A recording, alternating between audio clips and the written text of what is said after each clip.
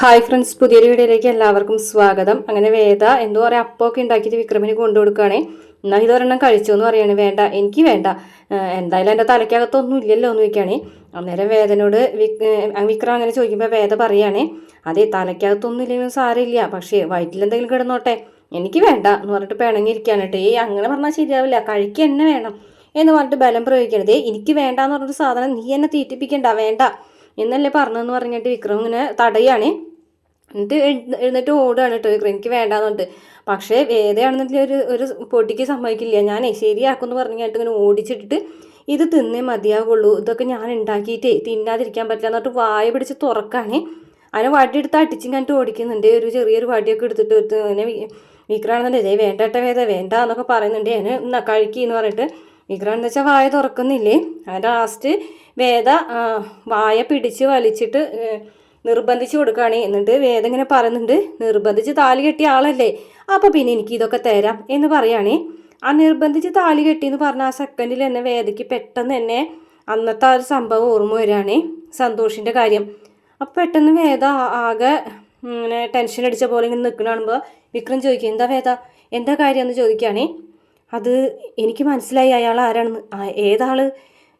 ഞാൻ പറഞ്ഞില്ലേ ഇന്ന് മാനേജർ വന്നിട്ടുണ്ടായിരുന്നു, അയാൾ അത് സന്തോഷമാണ്. അന്ന് വിക്രം കല്യാണം മുടക്കിയില്ലേ അയാൾ എന്ന് പറയട്ടോ. അത് പറഞ്ഞോട് കൂടിയിട്ട് വിക്രം ആകെ അങ്ങോട്ട് മൂഡ് ഓഫ് ആവുകയാണ്. ആകെ ടെൻഷൻ അടിച്ച് പിന്നെ ഒത്തിരി ചെന്നിരിക്കുകയാണ്. അപ്പോൾ വേദം ഇങ്ങനെ വന്നിട്ട് പറയുന്നുണ്ട്, എനിക്ക് മനസ്സിലായി വിക്രമിനെ ആലോചിച്ചിരിക്കുന്നത് സന്തോഷിൻ്റെ കാര്യം ആലോചിച്ചിട്ടല്ലേ എന്ന് ചോദിക്കുകയാണ്. അതെ, എനിക്ക് അതേക്കുറിച്ച് തന്നെയാണ് ആലോചിക്കുന്നതെന്ന് പറയുകയാണ്. അപ്പോൾ വേദ ചോദിക്കുന്നത്, വിക്രം ആ സമയത്തെ കാര്യങ്ങളൊക്കെ ആലോചിക്കാറുണ്ടോ എന്ന് ചോദിക്കുകയാണ്. അതൊക്കെ ആലോചിക്കാറുണ്ട് എന്ന് പറയട്ടോ. അത് അപ്പോൾ ആ നിമിഷം വരെയുള്ള എല്ലാ കാര്യങ്ങളും എനിക്ക് പ്രീഷ്യസ് ആയിരുന്നു എന്ന് പറഞ്ഞു. അപ്പോൾ ഇപ്പോഴത്തെ കാര്യങ്ങളും പ്രീഷ്യസ് തന്നെയാണ്.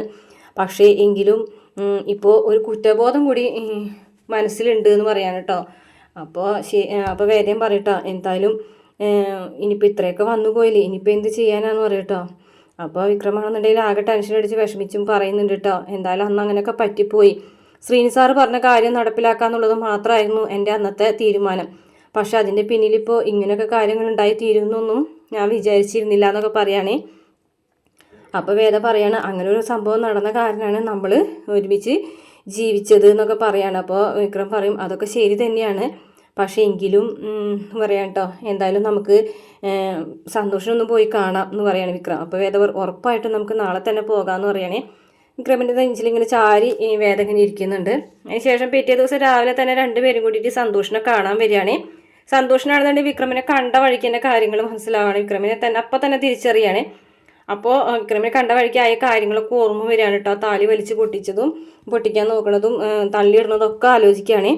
അപ്പോൾ സന്തോഷ് പറയുകയാണ്, എനിക്ക് നിങ്ങളെ കണ്ടപ്പോഴേ തന്നെ മനസ്സിലായി, എന്തോ ഒരു സംശയം എൻ്റെ മനസ്സിലുണ്ടായിരുന്നു, അപ്പോൾ നിങ്ങളാണല്ലേ ആൾക്കാർ, അപ്പോൾ എനിക്ക് തെറ്റിയില്ല എന്നൊക്കെ പറയാണ് കേട്ടോ. അപ്പോൾ വേദ പറയണം, അത് പിന്നെ എന്ന് പറയുമ്പോഴേക്കും വേണ്ട, ഇനിയൊന്നും പറയണ്ട, അന്ന് നടന്നതൊക്കെ നല്ല ഓർമ്മയുണ്ടല്ലോ, എൻ്റെ ജീവിതം നശിപ്പിച്ചിട്ട് നിങ്ങൾ ഒരുമിച്ച് ജീവിച്ചു തുടങ്ങിയല്ലേ എന്ന് പറഞ്ഞിട്ട് ദേഷ്യത്തോടുകൂടി അയാൾ അകത്തേക്ക് പോകണ്.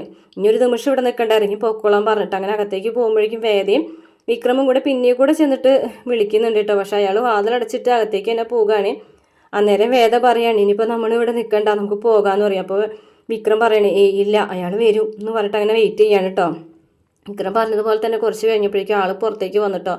എന്നിട്ട് പറയും, അകത്തേക്ക് വാന്ന് പറഞ്ഞിട്ട് കയറി അകത്തേക്ക് വരികയാണ്. അങ്ങനെ 3 പേരും കൂടി ഇരുന്ന് സംസാരിക്കുകയാണ്. അപ്പോൾ വിക്രം പറയുന്നുണ്ട്, വേദ ഇന്നലെ പറഞ്ഞത് ഇവിടെ വന്നിരിക്കുന്ന മാനേജർ സന്തോഷമാണെന്ന്, എനിക്കതിനെക്കുറിച്ച് അറിയില്ല എന്ന് വേദ പറഞ്ഞപ്പോഴാണ് അറിഞ്ഞത്. ഞാനിപ്പോൾ വന്നത് മാപ്പ് പറയാൻ വേണ്ടിയിട്ടാണ്, പക്ഷേ അത് പറഞ്ഞതുകൊണ്ട് കാര്യമൊന്നുമില്ല എന്ന് എനിക്കറിയാം, എങ്കിലും അന്ന് ചെയ്തു പോയത് പാർട്ടിക്ക് വേണ്ടിയിട്ട് എന്ന് പറയുമ്പോഴേക്കും അയാൾ വേണ്ട മതി എന്ന് പറയണം കേട്ടോ. അന്ന് നിങ്ങൾ പാർട്ടിയുടെ കാര്യം മാത്രമല്ലേ ചിന്തിച്ചുള്ളൂ, അതിനുശേഷം എന്തൊക്കെ സംഭവിച്ചെന്ന് നിങ്ങൾക്ക് വല്ലതും അറിയുമെന്ന് ചോദിക്കുകയാണേ.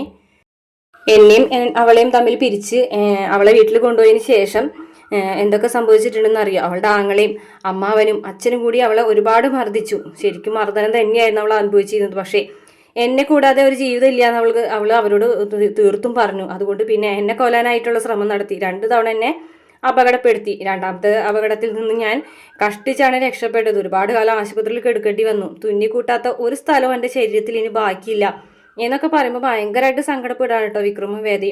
അതിനുശേഷം പറയുന്നുണ്ട് ഈ അവളുടെ ജീവനും കൂടെ ഞാൻ ആ നാട്ടിൽ നിന്ന് അത് അപകടമാണെന്ന് കരുതിയിട്ടാണ് ഞാൻ അവിടെ നിന്ന് നാട് വിട്ടത്. എന്തായാലും അവള് പിന്നീട് വീട്ടിൽ നിന്ന് പുറത്തൊന്നും ഇറങ്ങാറില്ല എന്നാണ് ലാസ്റ്റ് ഞാൻ അറിഞ്ഞത്. ഞങ്ങൾ തമ്മിലുള്ള കണക്ട് ചെയ്യാനുള്ള എല്ലാ കാര്യങ്ങളും അവർ കട്ട് ചെയ്തിട്ടു. ഇനിയിപ്പോൾ അതിനെക്കുറിച്ചാന്ന് പറഞ്ഞിട്ട് കാര്യമില്ല എന്ന് പറയുകയാണേ. അപ്പോൾ വിക്രം പറയുന്നുണ്ട് അന്ന് പാർട്ടിക്ക് വേണ്ടിയിട്ടാണ് ഞാൻ അങ്ങനെയൊക്കെ ചെയ്തത്, ഇന്ന് ഞാനത് ആലോചിച്ച് വിഷമിക്കേണ്ടെന്ന് പറയും കേട്ടോ. അന്നേരം സന്തോഷ് ചോദിക്കുകയാണ് അന്ന് നിർബന്ധിച്ച് താലി കെട്ടി ഇയാളുമായിട്ട് നിങ്ങൾ എങ്ങനെ ഒരു ജീവിതം മുന്നോട്ട് കൊണ്ടുപോകുന്നതെന്നൊക്കെ ചോദിക്കുകയാണേ. അന്നേരം വേദ പറഞ്ഞു അതൊക്കെ ഒരു വലിയ കഥയാണ്, പിന്നീട് സംസാരിക്കാം എന്ന് പറയാണ് കേട്ടോ. അപ്പോൾ അതിനുശേഷം ഒരു മാപ്പൊക്കെ പറഞ്ഞ് പോവുകയാണേ. അപ്പോൾ സന്തോഷനാണെന്നുണ്ടെങ്കിൽ ആ സമയത്ത് ശ്രീലക്ഷ്മിനെ ഓർമ്മ വരികയാണ് കേട്ടോ. ശ്രീലക്ഷ്മിനെ കുറിച്ച് കുറച്ച് സമയം അയാൾ ഇങ്ങനെ ആലോചിച്ച് ഇരിക്കുകയാണ്.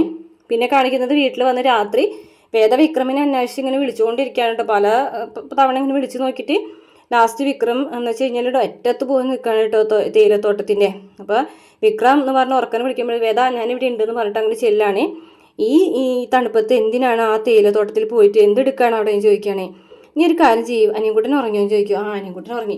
നീ ആ മുറിയിലെ വാതിലൊക്കെ ഒന്ന് പൂട്ടിയിട്ട് പുറത്തേക്ക് വായോ, നമുക്ക് ആ ഗീവർഗീസേൻ്റെ വീട്ടിലേക്ക് ഒന്ന് പോകാം. അവിടെ ചെന്ന് ഗീവർഗീസേൻ്റെ ജീപ്പ് കൊടുത്തു ഒറ്റ കറക്കം കറങ്ങാന്ന് പറയും. എവിടേക്ക്, എന്താ നിനക്ക് പേടിയുണ്ടോയെന്ന് പറയും. ഇയാളുടെ കൂടിയോ, എനിക്ക് എന്ത് പേടിയെന്ന് പറയാൻ. എന്നാൽ പോയിട്ട് വായോ, എവിടേക്കാണെന്ന് പറയുകയും ചെയ്യും, അതൊക്കെ ഉണ്ട്, നീ പോയിട്ട് വാതിലൊക്കെ അടച്ചിട്ട് വരാൻ പറഞ്ഞിട്ട് അങ്ങനെ വേദ വാതിലൊക്കെ അടച്ചും കഴിഞ്ഞിട്ട് രണ്ടുപേരും കൂടി ഇറങ്ങി നടക്കുകയാണ് കേട്ടോ ഗീവർഗീസിൻ്റെ വീട്ടിലേക്ക്.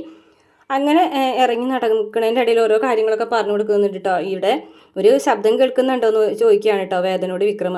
അത് കാറ്റിൻ്റെ മൂളലല്ലേ. അങ്ങനെ പല പല വിശ്വാസങ്ങളുണ്ട്. ചിലപ്പോൾ ആൾക്കാർ ഇങ്ങനെ പറഞ്ഞുണ്ടാക്കാറുണ്ട് ഇങ്ങനെ പ്രേതാത്മാക്കളാണ്, അങ്ങനെ അലഞ്ഞു തിരിഞ്ഞ് നടക്കുന്നവരാണെന്ന്. അങ്ങനെ ആകുമ്പോൾ ആൾക്കാർ ഇങ്ങോട്ട് വരില്ല. അപ്പോൾ ഇവിടെ തന്നെ സാമൂഹ്യ ദ്രോഹികളുടെ ശല്യം കൂടി വരികയും ചെയ്യും. നിനക്ക് പേടിയുണ്ടോ ഇവിടെ നോക്കിയിട്ടുണ്ട് കേട്ടോ. അത്രയാണ് ഇന്നത്തെ എപ്പിസോഡിലുള്ളത്.